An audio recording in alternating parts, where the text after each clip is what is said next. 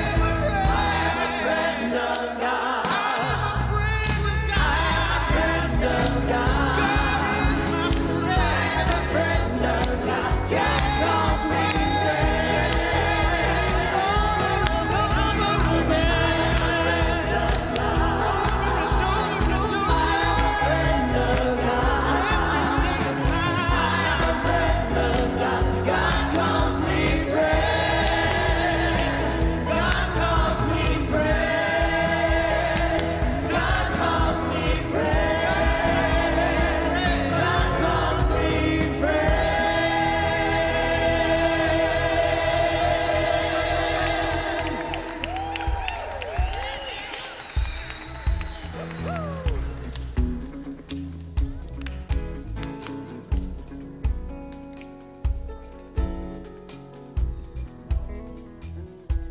morning, family. Come on, a little bit louder. Good morning, family.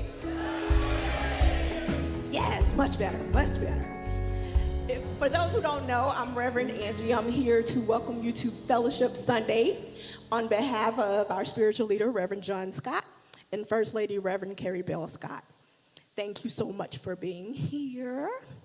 And even though I just welcome you, and because I am who I am, I think you should welcome each other, right? So you know how we do. Go ahead, connect with someone on your row around you. Oh, but I got something to repeat. I need you to repeat after me. Say, good morning, beautiful. Welcome to Fellowship Sunday. I'm so happy that you are here. And this year,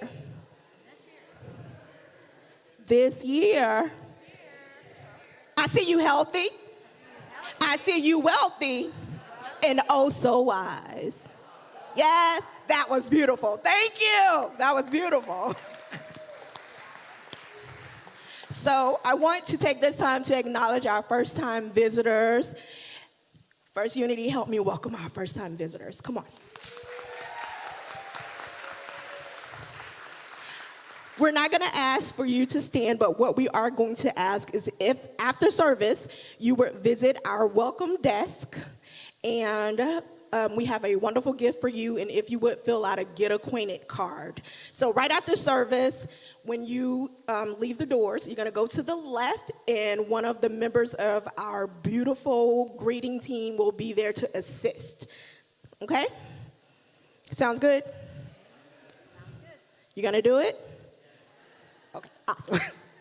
I would also like to acknowledge our online friends and family. Come on, help me acknowledge our online friends and family.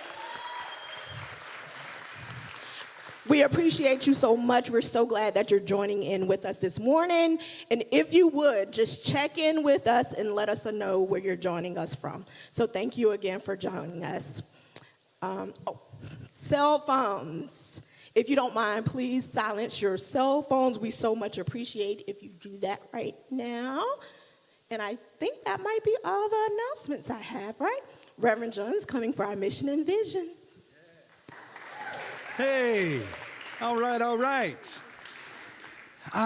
Everybody smile at me.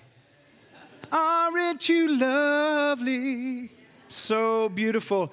This is Friendship Sunday. It's our first Sunday of the month. And so one of the things that we want to do is we want to acknowledge some of the foundational things that really uniquely maybe set us apart from others. And we're not separate from anyone, but maybe uniquely set us apart. One of the things that we've declared over and over again is this is a place where you're celebrated, not just tolerated. Look at somebody and say, you are celebrated here. You're not just tolerated here. You're celebrated here, not just tolerated here. And also, I want us to stand, if you will. We're going to do our mission and vision. We'll look at our core focus. Hey, now. All right, our vision is that we envision a world that gives, embraces, embodies, and expresses unity. Next is our mission. We inspire, ignite, and invigorate ourselves to pave our spiritual path. And we want to share our mantra together. Love is who I am. Gratitude is my attitude. Abundance is my nature. Well-being is my birthright. Love is who I am. Gratitude is my attitude. Abundance is my nature. And well-being is my birthright. High five 2 or 3 people, hug somebody's neck as you're seated. Reverend Carrie Bell is coming up now to share with us our announcements.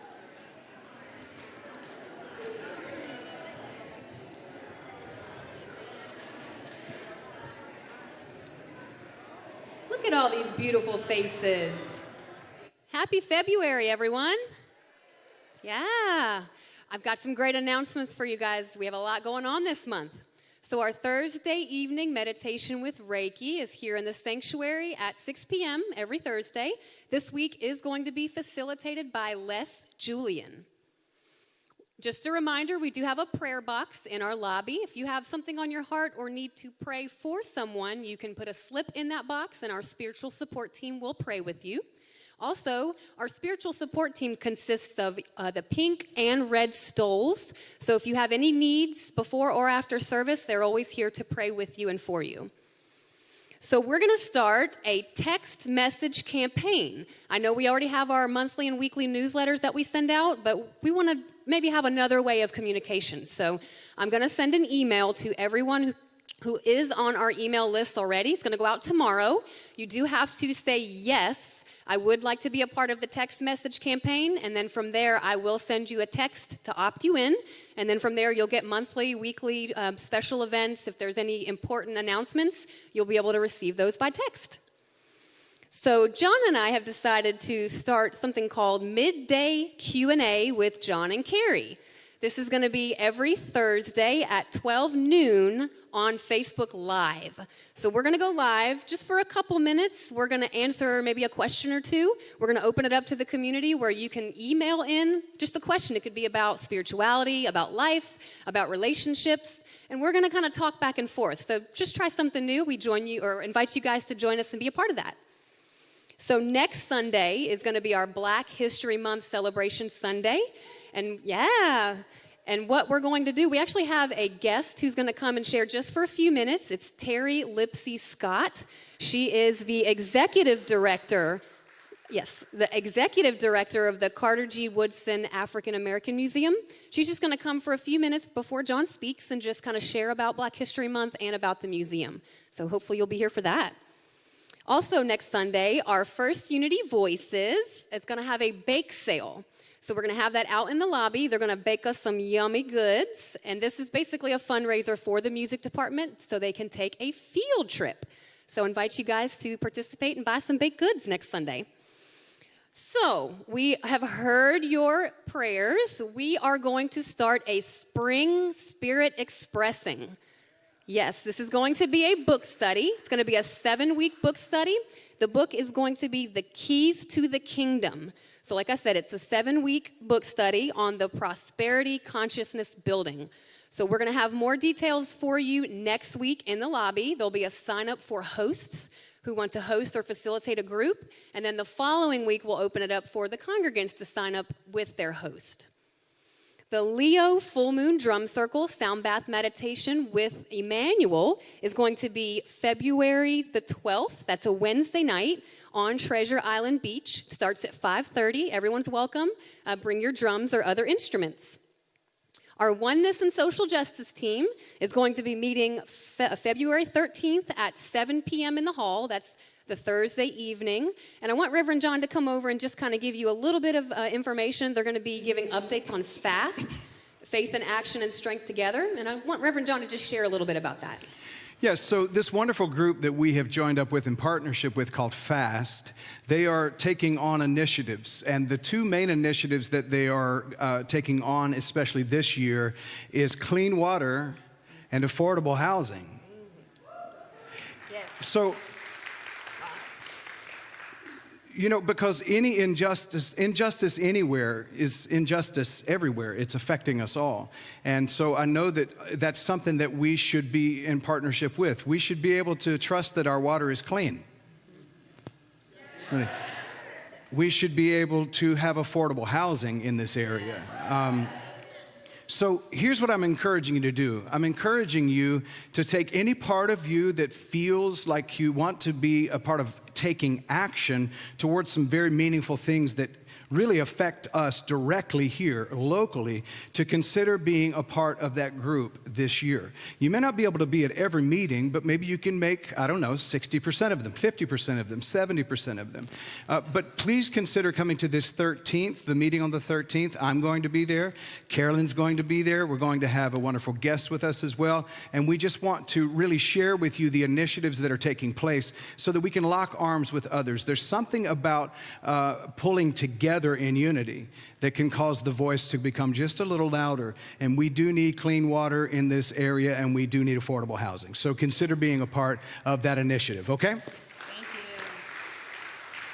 All right, now we're to the nitty-gritty business. Our annual business meeting, we have this every year. It's going to be on Sunday, the 23rd at 2 p.m. here in our sanctuary. So after the 11 a.m. service, you can go grab a bite to eat, come back, and we're going to have that here.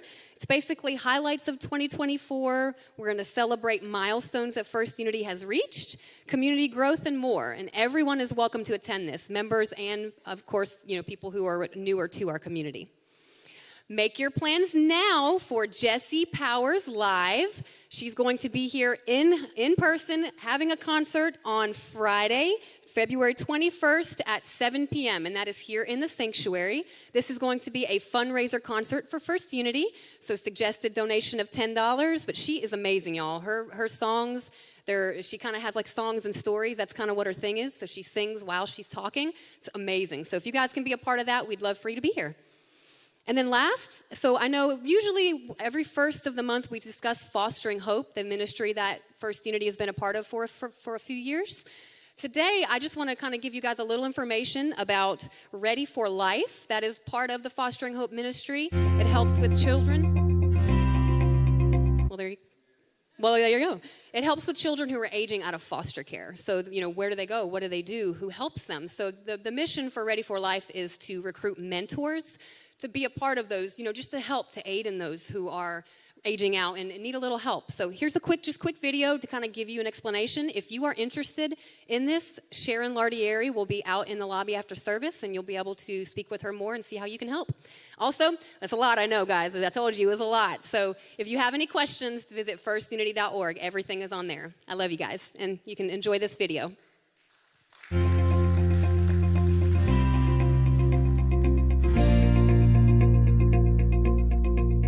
Hi, I'm Kathy Mize, CEO and one of the founders of Ready for Life. Ready for Life was started 12 years ago when we identified a huge gap in our child welfare system. When I came here, I really got to see what it's like after a youth ages out of foster care. And they were put out of the system at 18, regardless of their situation. We've never created a service or a program unless they say that's what they need. And we had a group of them sitting right there with us, and we said, what's the one thing you still need or that we haven't done? And they said unanimously, we want one person that cares we're alive. What they really need, that missing piece, is having that social support, that one person that really cares about how they're doing. Hi, I'm Michelle Wallach, and I am the Director of Community Relations and Mentoring at Ready for Life. And I'm also very blessed to say that I was one of the pilot mentors in the original program many years ago. What we learned is that they were hurt in relationships.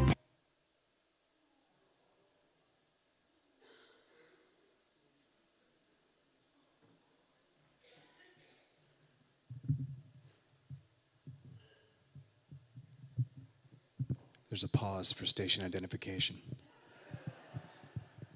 We'll make sure that video is a part of the email, the blast that goes out tomorrow, so that you can see all of it.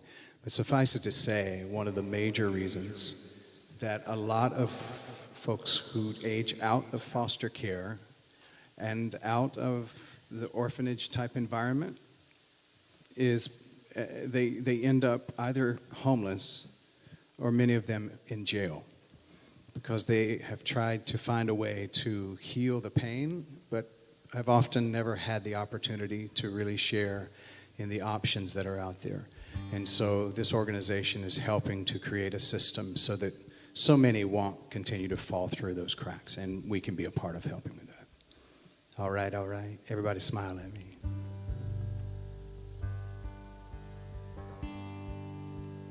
Receive a deep breath. Let it go.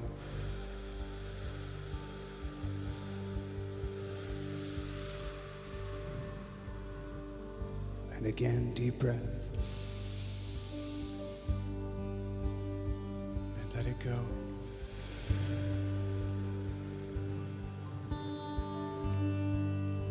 You are my my strength, strength like no other, strength like no other, reaches to me. Sing it softly with me. You are my strength, strength like no other, like no other, strength like no other, reaches to me. How about sing, you are my peace? You are my peace, peace like no other, peace like no other, peace like no other, peace like no other, reaches to me. In the fullness of your grace, in the fullness of your grace, by the power in this place, you lift me up. You lift me up.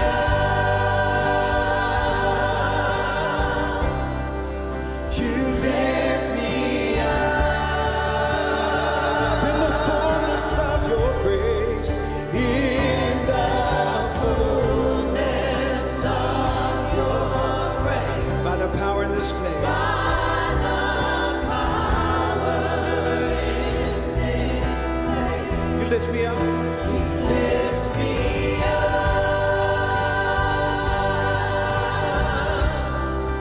You lift me up. You are my hope. You are my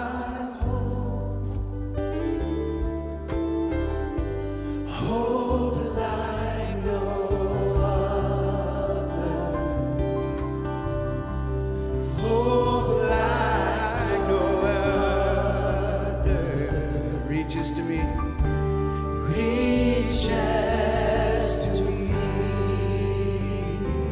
You are my peace.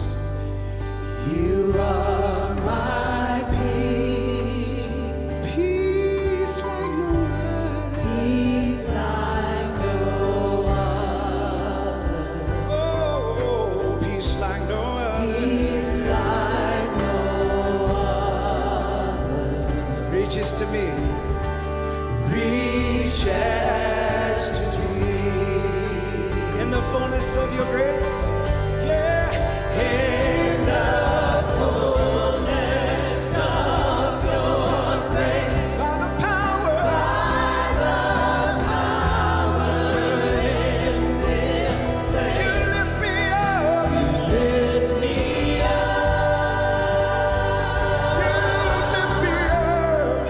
You lift me up.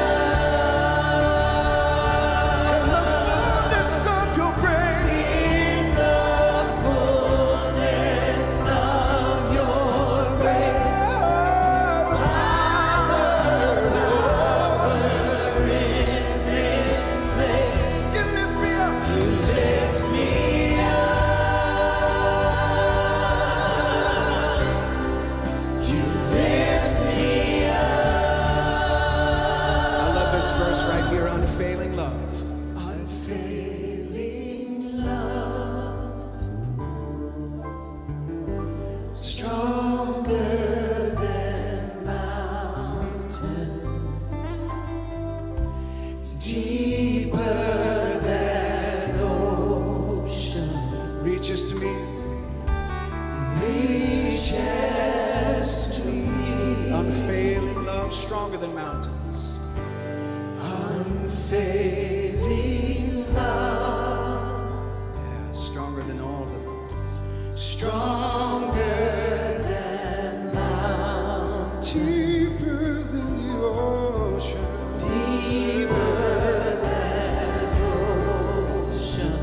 keeps on reaching to me. Reaches to me. In the fullness of your grace. In the fullness of your grace. By the power. By the power in Right here in this place.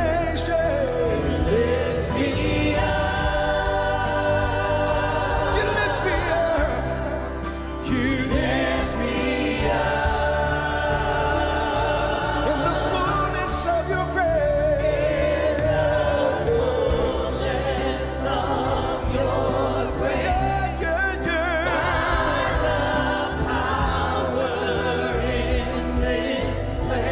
Lift me up.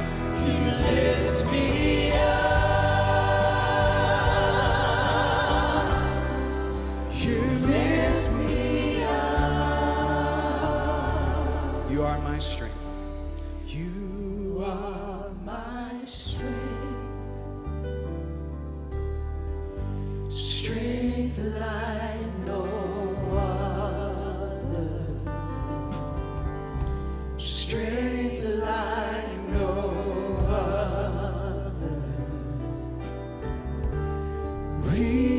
reaches to me.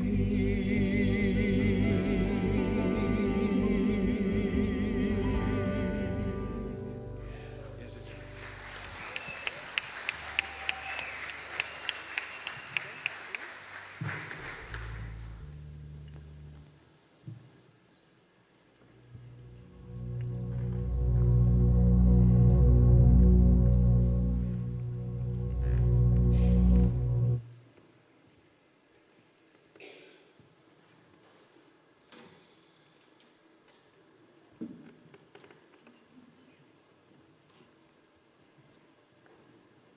You can tell it's Friendship Sunday. We've got a lot of friends here at First Unity, right? What a wonderful thing to have that it takes half a minute for everybody to get off the stage. That is a gift. Thank you all.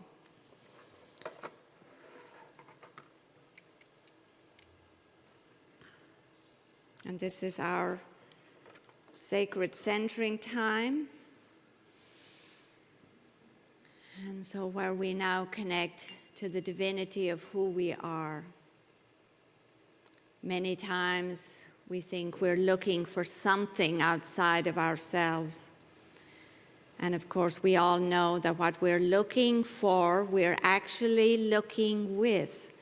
So here at Unity, we don't pray to a God or a spirit outside of ourselves. We pray from the essence within us, which is also us. So I'm going to invite the bell, which is your signal to your mind, your body, your spirit, to come here into this present moment.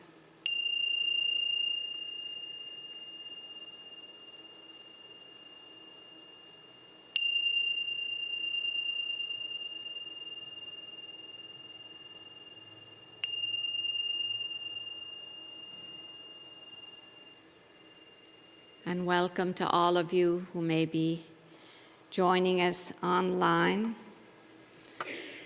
We invite you now to make this body as comfortable as possible.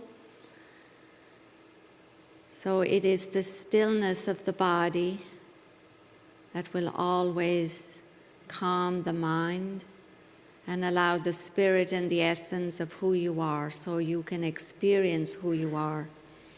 When we meditate, maybe you call this prayer, doesn't matter what we call this. We are now coming out of the outside world and using the breath, which is the bridge that helps us cross over and come deep within ourselves. If you feel safe to do so or comfortable, you can close your outer eyes or simply find something to focus on. And just now, welcoming this space, this time, to experience who you are. Divinity, energy, God, light, Goddess.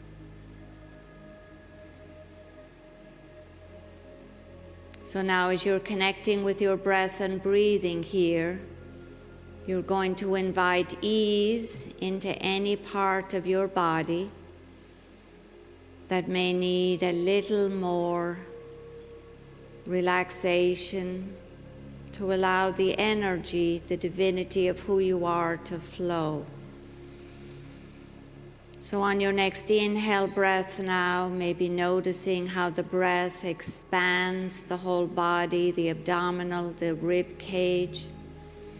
Maybe you'd like to hold the breath, take a pause, and then as you exhale, send the breath maybe to your jaw, the back of your eyes.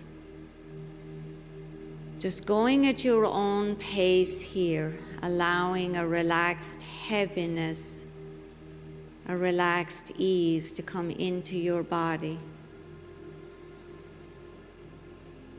If you'd like to follow my cueing on your next inhale breath, maybe drawing the breath up for a count of 5.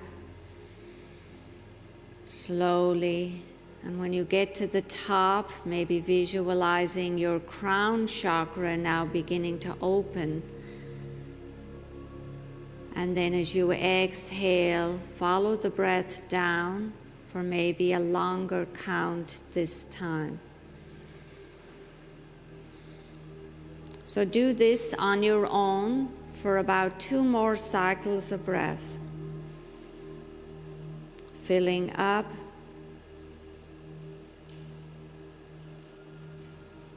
Being aware that you are using the breath as the bridge. And then as you exhale, maybe sighing through your mouth or your nose, releasing and letting go. And readjusting your body or your sitting position in any way that you need here.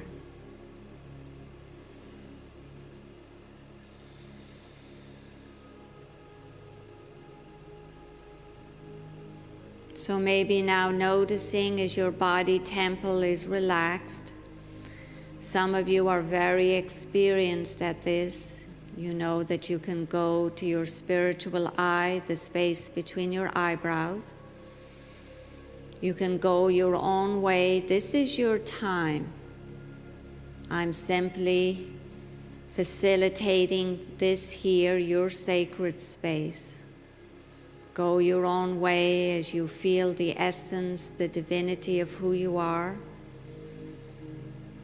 You can even come to your heart space. If you'd like to settle here, rest here. And if your mind wanders, just come back to the breath. And I have a mantra today if you'd like to take this into your meditation. Breathing in, love is, and exhaling, I am.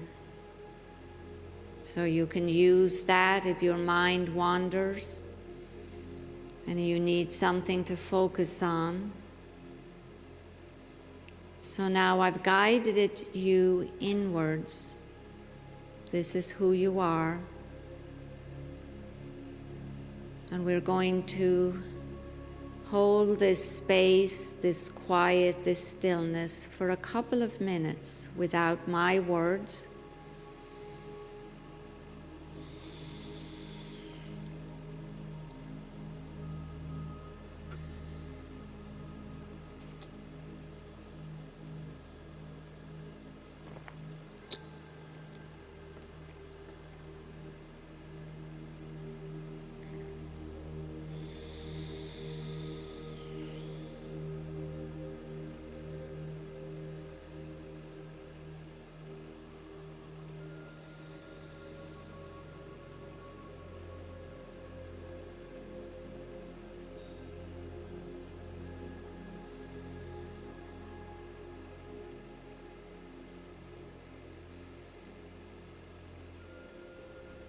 Breathing in, love is.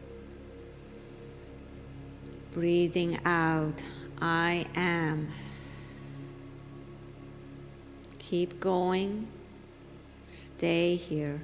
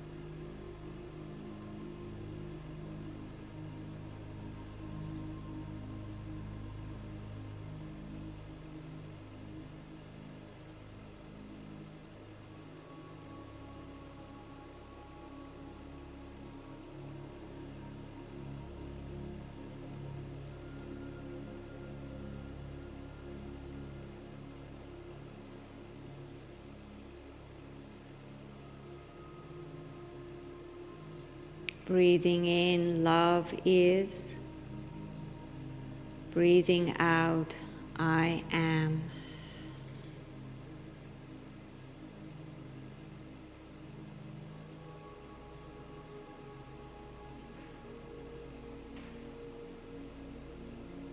Breathing in, I am.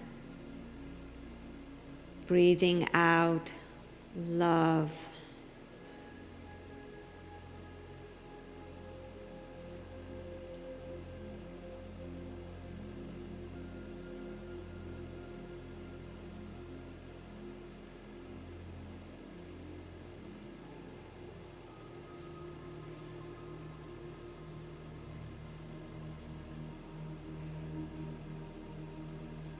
In this place of love, notice how unconditionally you can feel this love flowing all around you, above you, below you. And in this place, this dimension of spaciousness, this is the kingdom of heaven that is always here within us, each and every one of us. There are no separations, no exceptions. Can you now from this place affirm, I know that love is who I am.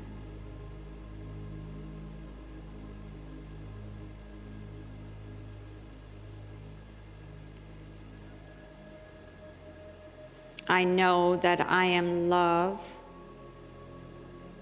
And love casts out all fears.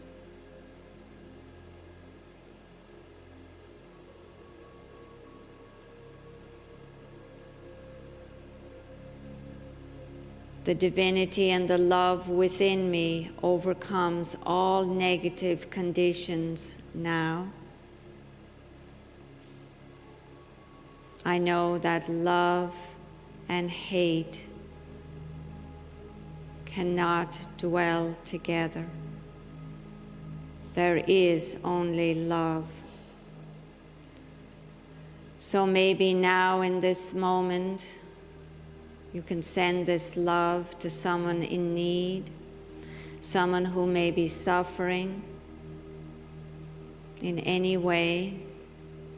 We know that fear manifests itself usually in suffering. Maybe sending this out ahead of you, ahead of your day, sending it out to your family, to your loved ones, your community,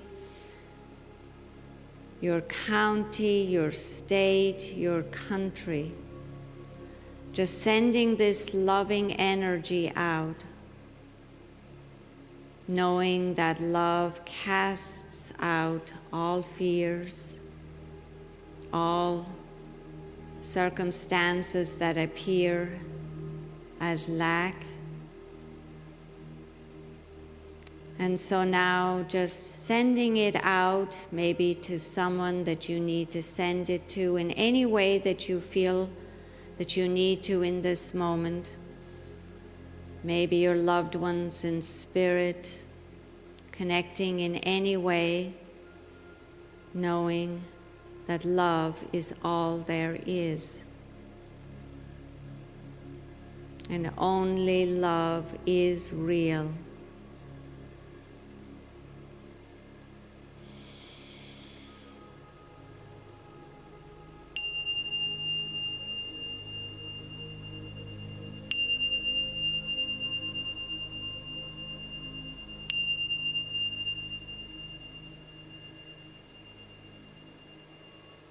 And just following the invitation of the bells now to bring you back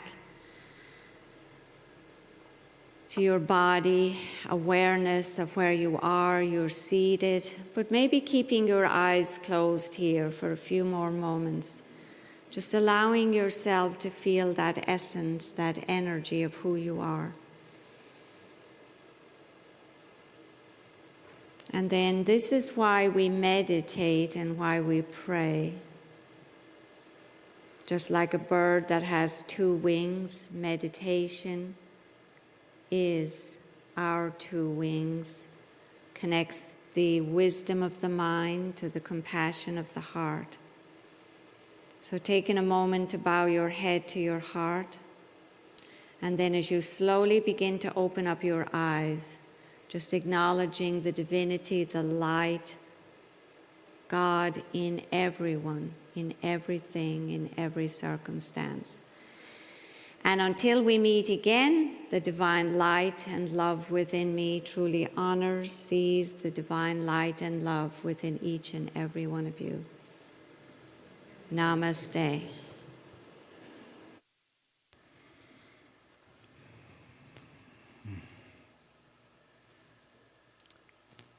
Lovely. Tell Reverend Aileen thank you. Thank you for her guidance and this. Thank you. Beautiful.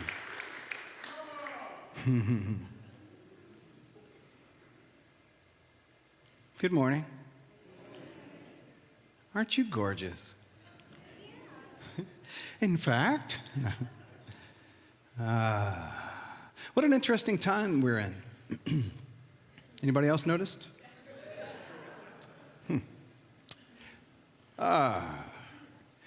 You know, I think since the first of the year, I don't think I've really said anything that you don't already know.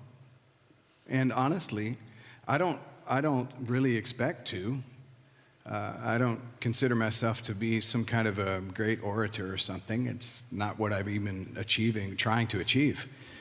My intention is not to achieve really anything else, but to just use all of my life energy up to continue to point us back to the truth of love and back to the truth of your true, authentic, and essential self.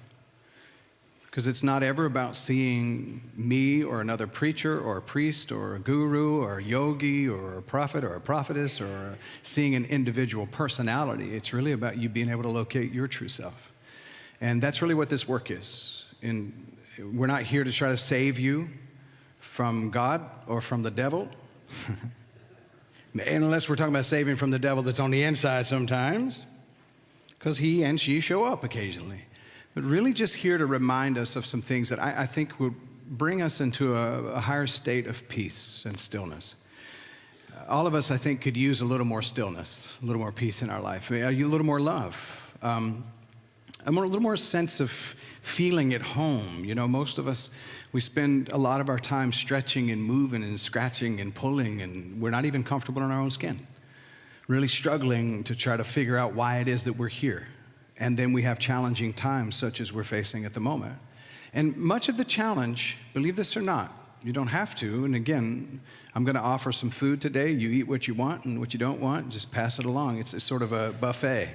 Somebody behind you may want the spinach. I'm probably going to go for the fried chicken. That's the Georgia in me. But you don't have to believe anything that I say. But I will tell you that I think much of what we're dealing with right now is really just constructs that we've built and we've agreed to, and we've allowed ourselves to just keep running around in this rat wheel, this rat race that's going around and around in circles, and it's getting our heart rates up, but it's not really making any progress. It's kind of like tantamount to being stuck in the mud and continue to spin our wheels. And I think one of the reasons I want to share in the midst of this turmoil that we're experiencing in the world about thriving is because most of us, I think, probably think that in order for us to thrive, it means the circumstances outside have to line up in a particular way. And I don't believe that's how we ever thrive. I believe we thrive by transcending all of the chaos and transcending the need for the externals to line up. And that's really the walk of faith. I mean, spirituality is really about freeing yourself from all of the bondages of the conceptual mind that has been conning us out of the better life. So as I was thinking this week about where would we go? Where would we go after the things that we have talked about over the last few weeks since the beginning of the year? What are some other very practical things that we could approach that might help us to expand just a little more and continue in a particular practice that would make practical these principles that we've said we believe for a long time? You know, if we believed they were true, and if we really believed it with our whole being, we would actually shift the planet on its axis. We can create a critical mass and a real shift in consciousness with just a few of us. I mean, if I can just get 10 or 15 people who will live love, joy, and peace every single day, we literally will offset the energies that are opposite to that on nearly the entire half of the planet on this side. So can I sign up 10 or 15 people who will say, man, I'm going to practice every single day love, joy, and peace. I mean, I'm going to do it in spite of the fact that my brain really wants to pass judgment. And there is a difference between judgment and discernment, so I don't want us to get those convoluted, because there's a difference. You need to be able to discern what's happening in the outer world, but we need to stay away from judgment. The reason Jesus, the Master, said, judge not lest you be judged, is because he knew if you entered into that energetic exchange, at some point somebody was going to get hurt. Somebody was going to be harmed. And he said, if you the way you measure judgment to others is the measurement that's going to be measured back to you. One of the reasons I give people a whole lot of grace in my life is because I know how much grace I need. Maybe I'm the only one, but I give a lot of grace because I know how much grace I've needed in my life and continue to need. But I got drawn to this subject, and I'm not sure why. Maybe this lands with just me. Maybe it lands with you. But one of the things that I've noticed is not as much what is happening in the world, but what we're saying about what's happening in the world. It's our story. It's the narrative that we're getting into. There are things taking place, and there are people that are being affected and some infected. So I'm not denying that there are now some things in the physical realm, the emotional realm, that are happening. But so much of our story is fueling the happenings and making them even worse. So during meditation in the devotional service, sitting over here, Reverend Aileen was leading the meditation portion. And these words came to my mind. Recitation will affect my resonation, and my recitation and resonation will determine my destination. What I'm reciting, which is to speak over and over again, is going to determine the vibration of my being, what I'm attracting into my life. And it's going to directly affect where I end up. This is why words are so powerful. Somebody say, words are powerful. And when we're thinking about the story that we're telling, we're thinking about the narrative that we're writing into the script of life. It's not about us being right. Rightness is not what matters. Alignment is what matters. Winning an argument is not what matters. We got too many folks who just know they're right. Some are sitting right up in here. Man, y'all are quiet this morning. Some are sitting right. I mean, and you know you're right. You woke up this morning, you were right about everything. Just ask your partner. They'll tell the whole story. We just believe that we're right about everything, and so our rightness is it's actually more important to most of us to be right than it is for us to come into alignment with the truth. This is why we're seeing the skewing of information. This is why we're seeing misinformation and disinformation and the disassembly of facts, because most people don't want facts. Most people don't want the truth. You can't handle the truth. Most people don't want the truth, and so the universe is correcting itself. The earth is correcting itself, and it's not going to ask our permission. We might as well line up and align ourselves for a higher truth, because the reason we're seeing so many lies is so we'll stop putting our trust in the external sources, and we'll put our ultimate trust in the source of truth so that we can see the actual reality. So it's the stories that we're telling that affect us the most. And let me tell you something. You can't push against what you don't want and expect a vibrational match for what you do want. I'm going to say that one more time. You can't push against what you don't want and expect a vibrational match for what you do want. Because what you resist will persist. And what you fight will ignite. It's igniting inside of the cells of your body. Therefore, it's causing a vibrational match for more igniting things, more ignition to come into your life. I'm saying sometimes we need to draw back a little bit and realize what it is we're declaring about our own lives, what we're really saying about ourselves. And I'm going to tell you something. If you think that it's great and it's powerful and it makes you really awesome to swim upstream, enjoy yourself. But you can go downstream. Row, row, row your boat gently up the stream. Never, never. Because when you're going up the stream, you're going to fight against the current.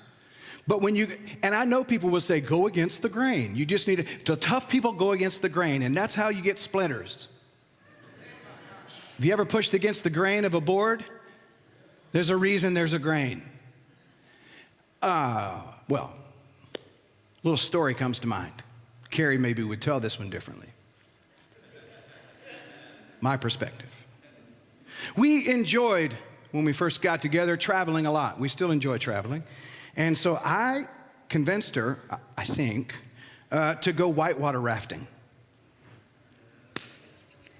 I had gone whitewater rafting on the Ocoee multiple times in Tennessee. If you ever get a chance to do it, it's really cool. Carrie might not tell you that. It's not because she almost died that day, but she might not tell you it's great. This might be why she's chosen amusement parks with me and not adventures in the wild. We went whitewater rafting, and I never will forget what the guide said to us. These were his opening words. He said, "This is not Disney World. Don't look for Mickey Mouse. I cannot turn the river off." See, the difference between Disney World and going whitewater rafting is they can push a switch and turn the ride off. When you're in the river, you're just in the river. Anybody else been whitewater rafting? You ever done that before? It's really, really fun. I actually enjoy it. I don't think she'll ever go with me again. I didn't have a dog house. I just had the outhouse after this experience. But he said, I can't turn the river off, so you're going to have to work together to navigate it. Can you hear what I'm talking about? I'm talking about unity. The point is to get into the flow of life and not try to push against the flow of life. There is a reason that we're headed in the direction that we're headed. And you may not like the people who are on that side of the river. You might not like the people who are on that side of the river, but we're headed in a particular direction. And yes, there are some who are asleep in the raft. And as a result, those rafts may turn over. And you talk about a rude awakening. Well, see, what had happened is that our guide on this whitewater rafting trip asked us, when we come to this final drop, would you like for me to turn the raft over so that you can experience what that's like? All hands go in the air except for Carrie's. I'm not seeing Carrie's hand because she's seated next to me. Hand in the air like you just don't care. Turn it over, bro. Let's see what it's like to drown. So sure enough, we come up to she's not gripping me at all. So I'm thinking she's down with this. And she was down, but it was not with that. We came to this drop and he turns it over. Well, when he turned it over, I did this weird flip back thing. I'll never will forget it for the rest of my life. I've never taken in that much water in my entire life. And I'm under the raft. When it comes down, I'm underneath the raft. You know, when you try to come back up to get your breath because that cold mountain water, but you can't because you're under a raft, that's where I was, under the raft. And I finally get out from under the raft myself, and I'm like, whoa, that was cool. And the guy grabs my life jacket, pulls me back into the raft. I'm looking around, and I look for Carrie to go, how did you? And she's not there. And I'm like, hey, where's my girlfriend?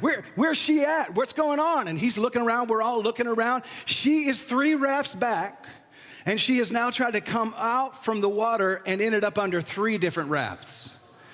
So she is freaking out. When she comes out of the water, that helmet is turned sideways. Her hair went that way. Her helmet went that way. Her face is smashed. She's got this life jacket up here like this, and she's looking at me like, I'm going to kill you with a spoon.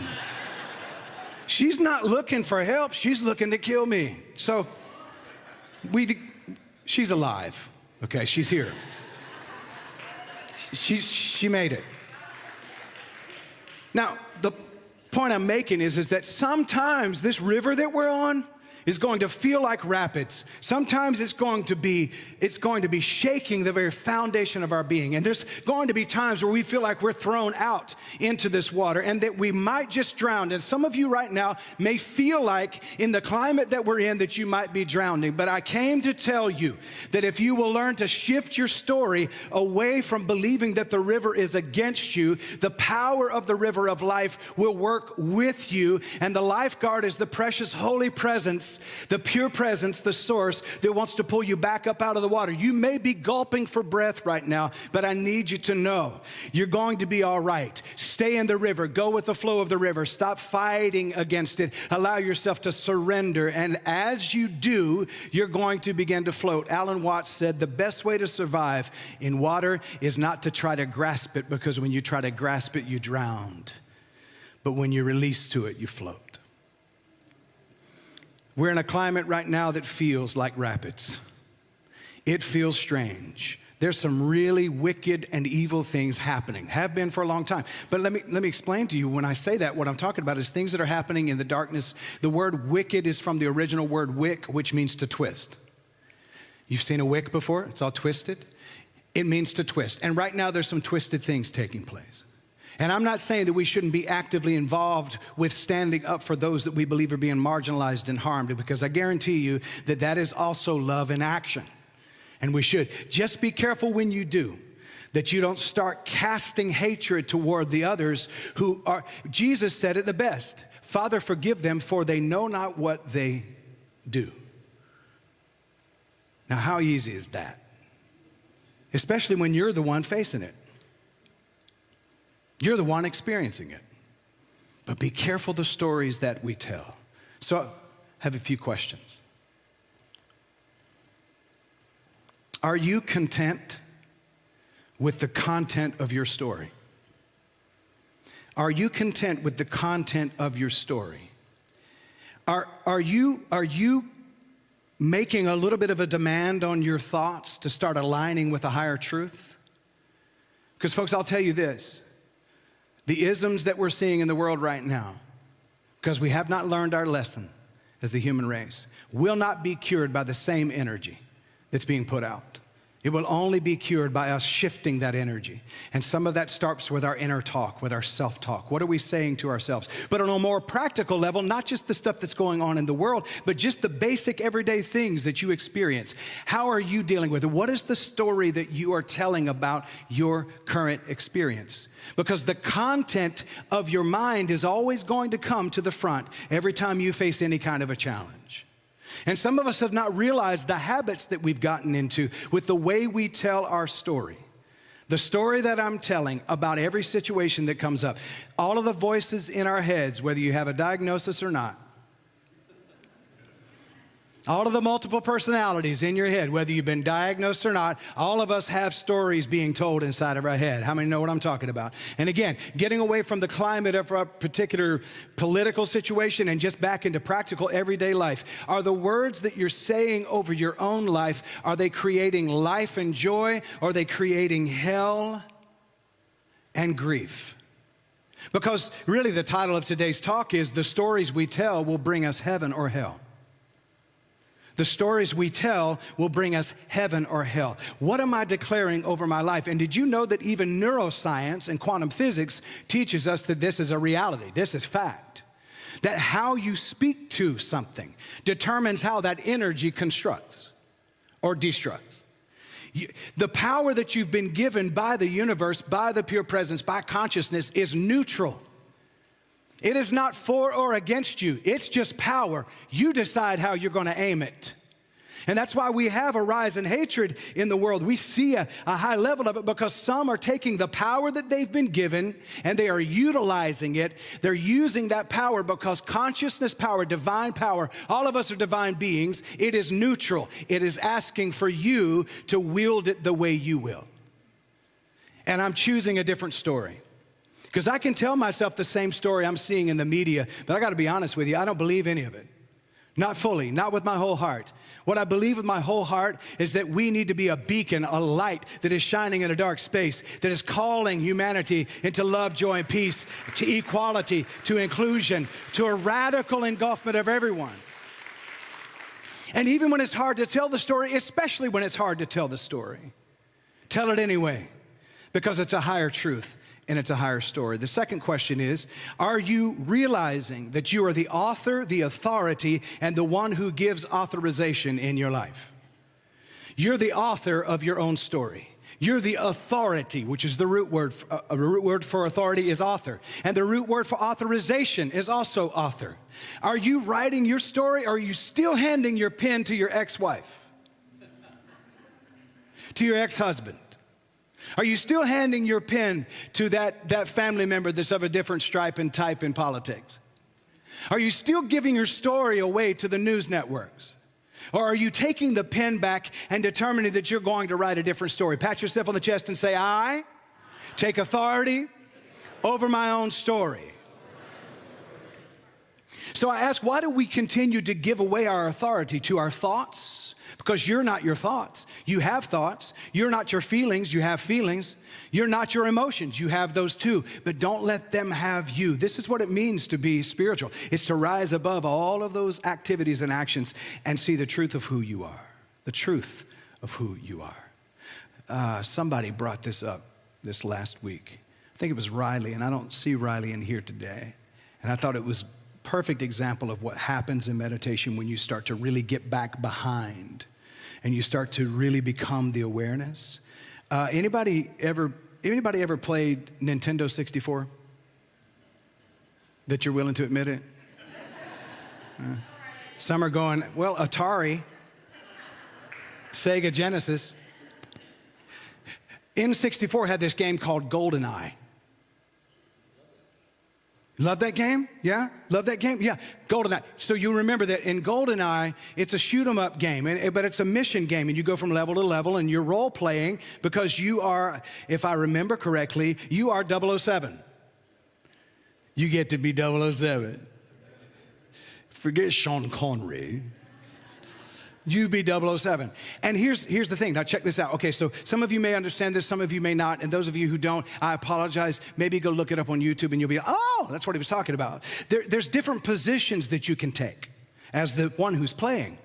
There's this position where you're in the body and you're able to turn the joystick and see from right here. You're able to see as if you're behind the eyes. You're able to see what's going on. I never liked to play from that position because when somebody started trying to shoot me in the game, I'm seeing on my screen red and that my injuries are increasing and my life force is going down, but I can't see where they're shooting me from. There's another position in the game though, and you can push a button and pan out. Are you with me? You can pan out, and when you do, you see the whole figure. And now when you're taking shots from the right, you can see where it's coming from. And you can turn and take care of business. Anybody with me? See, when we're right here and we're buried deep in that matrix, we can only see so much. But when you back out and you realize you're not your body, But you see the avatar. You see the one who's there, but you're not your body. You've elevated above it. Now you can begin to direct the path of that avatar. Instead of being lost in the forest, now you can see the trees. And this is what I'm talking about. Spiritual awareness is panning out and realizing that this persona is not who I truly am. When I depart from this existence, before I came into this existence, I was life. When I depart from this particular iteration, I'll still continue to be life. So those sticks and stones breaking my bones and words not hurting me, what I'm really saying is that you can only attack the avatar, you can't get to the real me. And people can say that that's just separation and disassociation. Well, maybe so. Maybe I'm disassociating from the organization. And I'm moving into the spirit of who I am to direct this avatar. I'm determining my story. So what are you authorizing in your life? I'll give you a little bit of a for instance. I've noticed these, hey, listen, this is not pointing fingers at anyone else. These are sayings that I used to use. And I chose to discipline my life to be different, to start making different declarations over my life. And some people will say, well, it's just semantics. No, it's a system. And if you'll make it work for you, it can work for you. How many know if you don't spell words, words will spell you? So you start taking power over your words. Words are powerful. Even the Proverbs said that life and death is in the power of the tongue. These are some that I used to use, and maybe you'll find these familiar. I'm so sick and tired of whatever you're sick and tired. Notice what you're saying. I'm so sick and tired. I just gave authorization to stuff I don't want to happen in my life. I don't want to be sick or tired. Anybody else? And some people will say, well, this just sounds like name it, claim it 101. Now see, I'm not saying that you name it, claim it, and that it's all going to manifest all of the time. I mean, in fact, I'm saying if you go out and you look at your Buick and you stomp your foot and say, Mercedes, Mercedes, Mercedes, Mercedes, you're going to be there, well, forever. And it's not going to turn into a Mercedes because you bought a Buick. But what I'm trying to say is, can we start to notice and take note of what we're authorizing in our life? Here's another one that I used to use. I'm just dying to go there, or to try that, or to meet them. I'm just what? What if you die before you get there?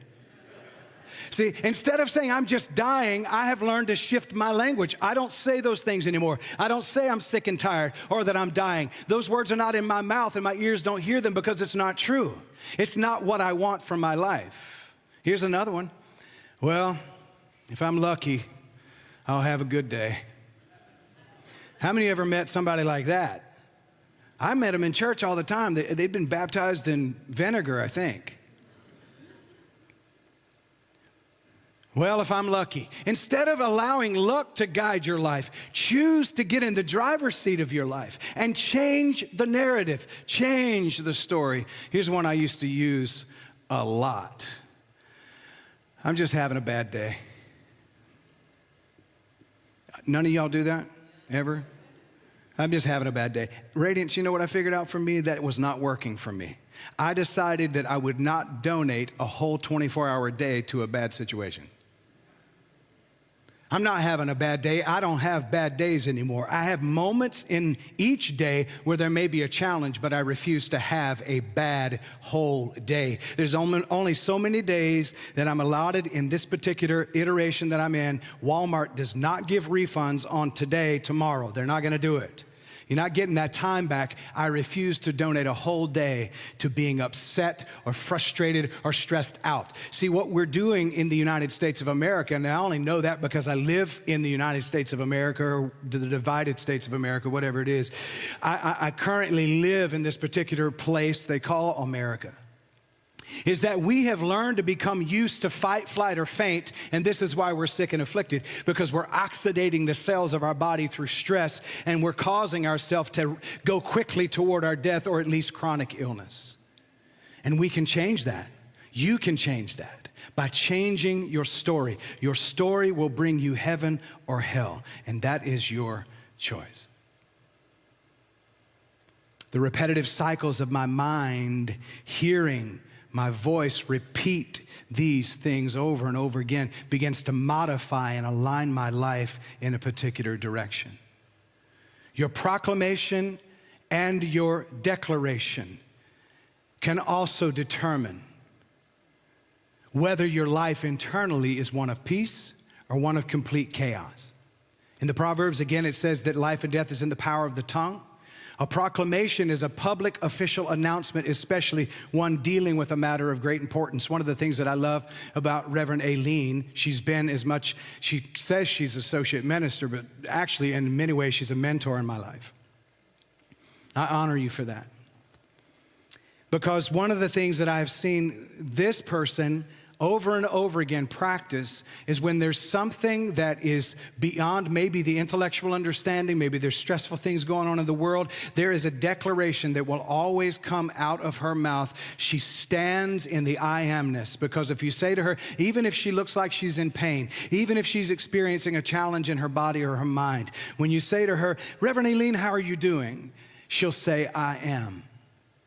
If there's nothing else to say, and there's nothing that can be, that she can formulate that might be of any value in that particular moment, and I'm not trying to read her mind, and she definitely doesn't want to read mine, but if there's nothing else, she just declares, I am.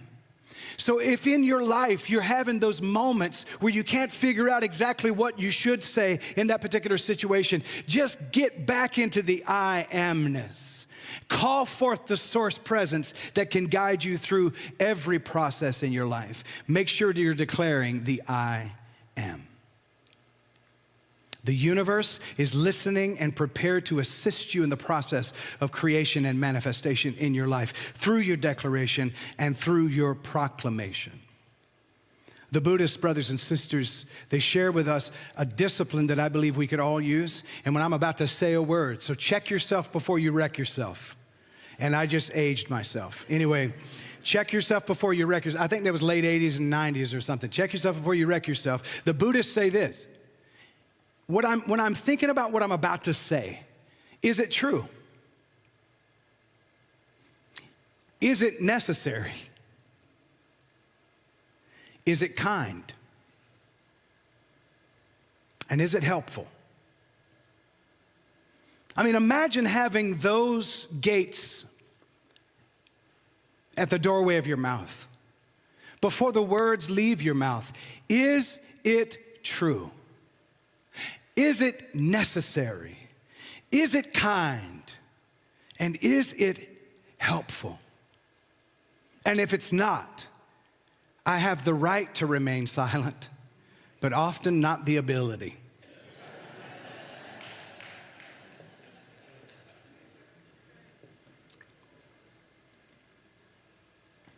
And we're doing it in so many different ways. We do this in our relationships with the people that we say we love the most, eviscerating them with our words. Because instead of checking our ego, we just let the words fly, and we think it's just not that big of a deal. But do you know that those words that you're saying, they don't just lodge in your own psyche, but they lodge in the psyche of your loved ones. They land there.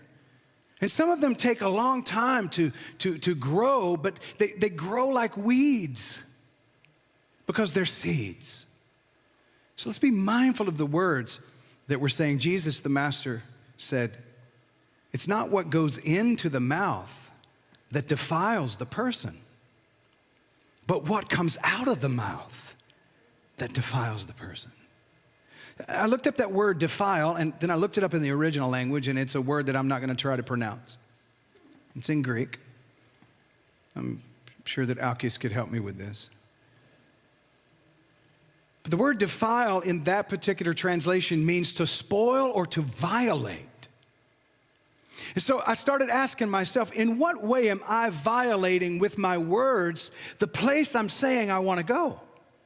In what way am I violating my own internal self when it comes to how I'm guiding my life with this story? In what way am I spoiling the garden of my soul and the fruit that's going to be born?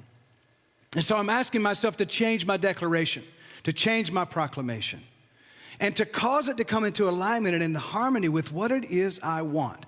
The things I say about First Unity when it comes to property, prosperity, and our well-being as a community. The things that I say daily as I just walk through the house, washing dishes.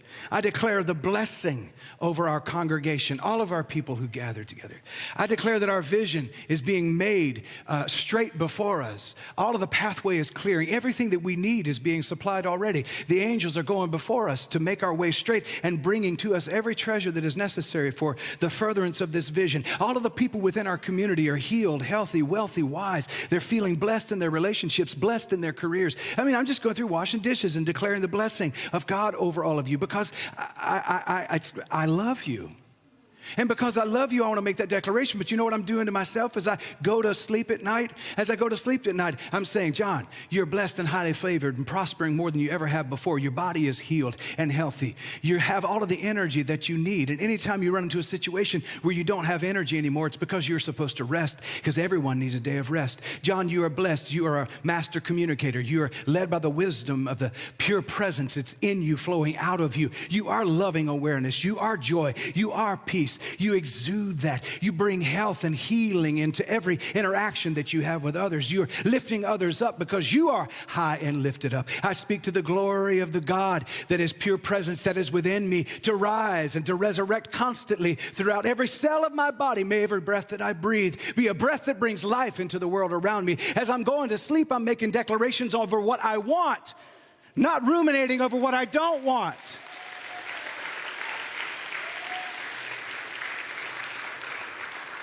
When I wake up in the morning, the first words out of my mouth are, thank you.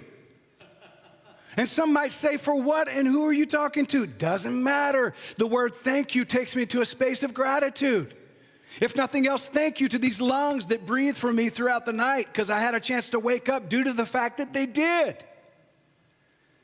What is it that I'm authorizing in my life? What is it that I'm giving authority to in my life? And in closing, somebody say, whoo, we're going to write a song now called Thank You, Jesus, just because of that. But final, your script and your scripture will determine your picture. Your script and your scripture will determine your picture. The script, how you write the play of your life. But the word scripture, that U-R-E, in the original language, that U-R-E literally stands for the act of, or the action of. So it's your script in action. It's basically you write the script and now the players are on the stage and the act is being played out. And so the script for your life, the scripture for your life is going to determine the picture of your life. What you envision, you will eventually out-picture. And what you declare over your life becomes the decree over your kingdom or queendom. And you get to decide. Now, I know somebody says, what about when life throws you surprises? I came up with the best script that I could find.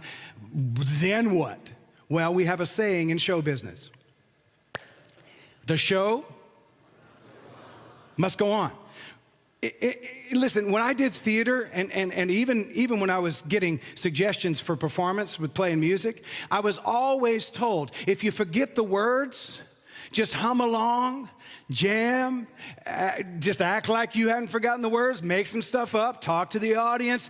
Improv, don't implode. Can I say that one more time? Improv, don't implode. When life throws you a curveball, don't implode, improv. When they first started throwing curveballs in baseball, nobody wanted to hit them because they couldn't. And then all of a sudden, somebody decided to practice with the curveballs, and then they wanted the curveball more than anything else. They actually postured themselves to wait for that curveball and knock it out of the park. What I'm trying to say is we can posture ourselves to take anything that comes on and begin to improv instead of imploding. You can teach yourself to do that. The show must go on. I was told one time by a theater teacher, said basically, if you forget your lines, improv the best that you can and wait for clues and cues, they will come. In this life, when you're not quite sure how to answer a situation, do the best you can. The lines will come. The wisdom of the pure presence will come forward. Now, I know I told you ahead of time. These are just things that you've heard before. You're like, yeah, I come to another talk telling me how to talk. I'm not trying to tell you how to talk, but I am telling you that this guy right here used to make every negative declaration over his life. You can't imagine how just negative I was. I could locate the negativity in every single thing. And some of you brought somebody to mind, and if you brought somebody to mind, then it must be in you or you wouldn't have seen it in them. But I used to be able to find everything negative. Listen, we're all walking batteries. Every one of us have negative and positive charge on the inside of us. And the question is not about getting rid of the negative or just being more positive. It's about aligning ourselves with that power of both the negative and the positive, bringing them into balance so that we can fuel our lives. And I know that this is a very practical thing, but I'm bringing us back around to it because if we've said we're going to thrive in 2025, I guarantee you, if you do not change your story over your life to speak thrive, you'll just spend the rest of this 2025 in survival because we'll be negating it with our words. I want to bring my words into alignment with what I do want, not what I don't want. I'm going to say this in closing. I'm going to read this because I actually did write this. And if I don't read it, I may not get it out the same way. It's called ADHD. So I leave you with this.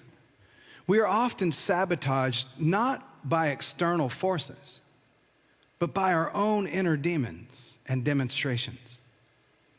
The internal news network that we have exhibits a bias, and it presents not the latest news, but rather a rehash of past events. It operates in a perpetual cycle of regurgitated Reader's Digest akin to 24-hour news cycles. That spin will leave you dizzy and diseased. That reporter provides limited, negative, often angry, narrow-minded, and not fact or truth-checked thoughts and opinions from a would-be journalist inside the unconscious mind. Use her or him or them as the research team, but not as the writer of your story. Let them help bring color and texture, but not the text itself. Take that reporter off of the screen of your imagination and choose a higher self as your news anchor. Tell the story of creation, not the story of regurgitation, if you want to thrive in 2025. Tell the story of creation, not the story of regurgitation, if you want to thrive in 2025. That news reporter that's sitting at the desk of this news room in your head, you might have to go through and fire some folks. You do it nicely, go up to them and go, it's just not working out. It's not you, it's me. Bye-bye now. Break that contract with those reporters in your head. See, the unconscious mind is great for research, but it is terrible for forecasting because it only operates on past information. That's all the news is. It's reporting on what's already happened. You want a forecast for your life, you're going to need to take the anchor desk of your own life and choose what news you're going to declare. So I'm asking us to consider. Take this with you. Tell the story of creation, not the story of regurgitation. The stories we tell bring heaven or hell. We get to choose. I choose heaven. I love you, family.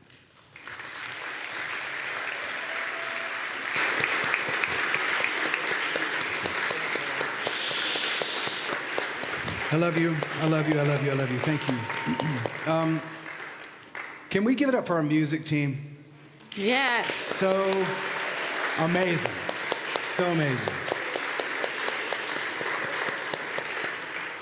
Now is the time that we're going to invite you into our generosity practice. Going to ask you to consider giving today. And not just giving, but making an investment in the vision of this community. Because we are doing something that I believe is unique. It brings healing to the world. And I think it's of value. I really do. And not just because I'm a part of it, but because if I was not doing this, I would want to be a part of a church or a spiritual community that's like this. And I believe we're supposed to thrive in 2025. The ways to give are going up on the screen, but before you're even looking at those, consider in your heart what you feel like you should give today financially. How you feel like you should invest in this. Not just for your own food, for your soul, but to also provide ongoing perpetual food for those who pull up to the table here. And they're really reaching out. We have a hungry world right now. And they're searching for some place where they belong, where they're not tolerated, but they're celebrated. A place that doesn't demand that they do this and that and the other so that they can fit in. A place where everybody admits here that we're not an expert on this thing called God. In fact, we don't know. In fact, this is what I said out of frustration. Don't tell anybody I said this. I said, when it comes to God, we don't know what the hell we're talking about. Is that too real? We really don't. Make an investment in a place that's not posturing to try to indoctrinate, but is literally wanting to create a place where people feel safe to grow in at their own spiritual pace and in their own spiritual place. You can do that by all the ways that are on the screen to give. Also, those who are joining us online, thank you for becoming a sustaining partner and giving as well. If you feel like this place feeds your soul, consider giving today and maybe becoming that sustaining partner. I'm going to ask Reverend Aileen if she will to come now and lead us in the abundance prayer. And I'm going to thank you in advance for your investment today. Reverend Aileen. Thank you, Reverend John. All right, let's stand as we say our prayer of abundance together. Thank you, ushers, as you come forward. The abundance of God is my infinite source. I now open my mind and my heart to give and receive all God's good, all God's prosperity, all God's abundance. As God as my source, all things are possible, and so it is.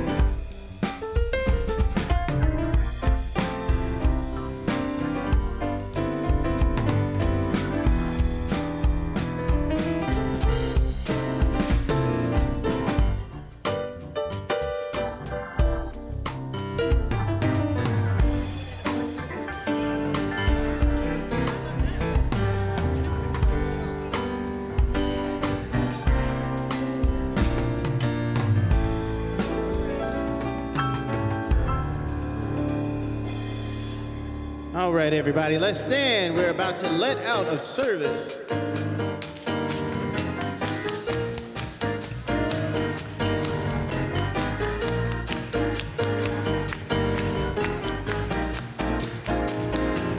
By this we shall know what true love is. Showing the world our true. That's what true love is.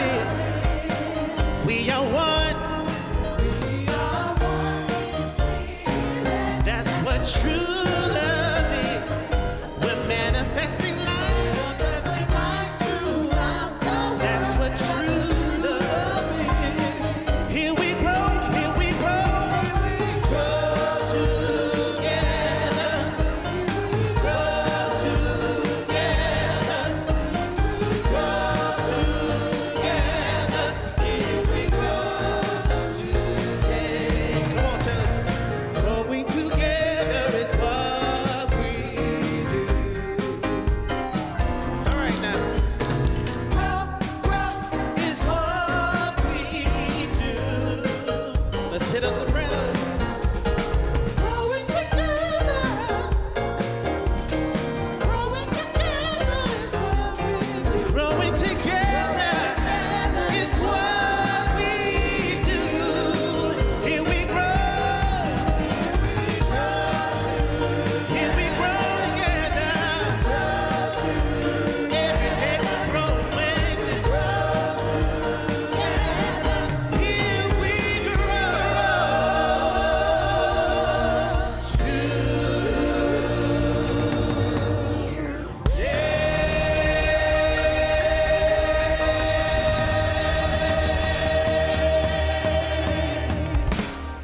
And let's say our mantra. Love is who I am. Gratitude is my attitude. Abundance is my nature. And well-being is my birthright. And have the best day ever because you can.